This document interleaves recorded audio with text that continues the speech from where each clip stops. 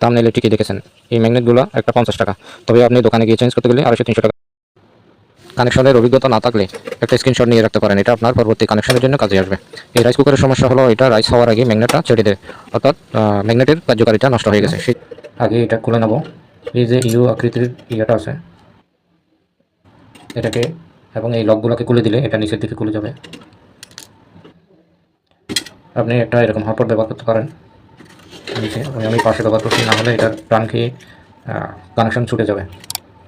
এটা হলো সেই ম্যাগনেট, পুরোনো ম্যাগনেট। এখন নতুন একটা আনছি, এটা মাত্র 50 টাকা। এটা লাগাবো। প্রায় জিনিসই চাইনার পার্টস, চাইনা ছাড়া এখন দুনিয়া আছে।